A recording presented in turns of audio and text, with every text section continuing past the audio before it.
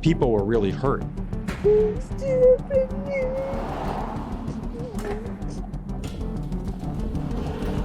The nation's biggest bank, JP Chase, has agreed to a $13 billion settlement with the U.S. government for misleading investors and mortgage agencies about the safety of mortgage-backed securities it sold ahead of the financial crisis. That would be the largest fine ever paid by a single bank to settle civil charges, yet doesn't even resolve a possible criminal case.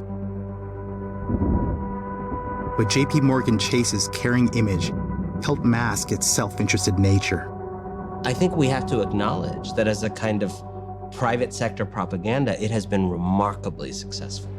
This is Anand Girdadas, an expert on how corporate elites cloak profit-making in virtue. When you have someone like Jamie Dimon, who is running an institution that paid fines for its role in helping to cause a financial crisis, that wiped out communities. We're talking about obliterated certain communities. When you have someone like that who then turns around and says, we gotta save Detroit, what's so amazing is this kind of two-step that this plutocratic group has been able to pull off.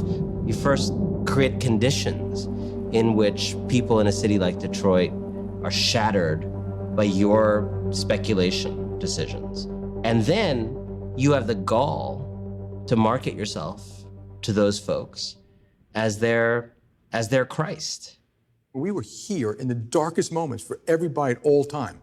We didn't run, we didn't hide, and we figured, if we can help in Detroit, you can help anywhere. We participate in this game that allows the very people abetting harm to our society or actively harming our society to reinvent themselves as saviors.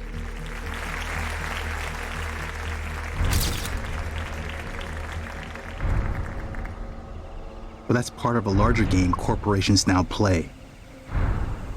Making feel-good promises with bright smiles, appearing to be different than what they really are. If the new corporation had a playbook, what might it look like? What would its key plays be?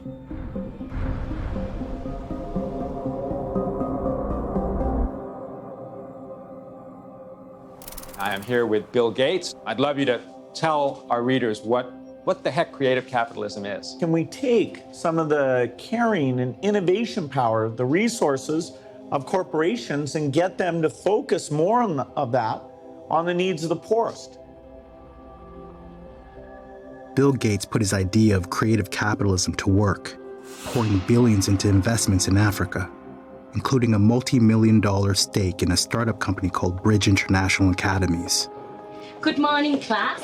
Good morning, teacher.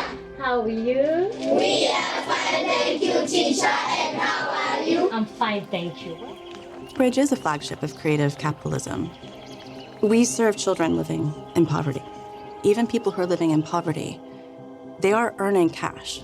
And they're earning cash for a reason. They're earning it to be able to spend it on things they need in their lives.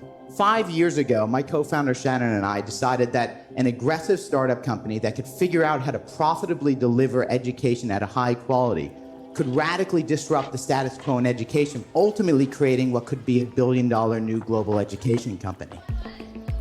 Private schools for the poor is a $51 billion a year market. No one's even thought about it.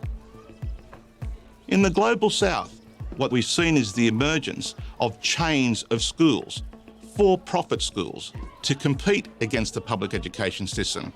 One of the biggest players is Bridge International Academies. Venture capitalists invest in Bridge schools, Pearson, the World Bank, Zuckerberg, Gates, and the list goes on. We hear of creative capitalism, but that's promoting a world where the market would dictate terms with respect to the provision of education.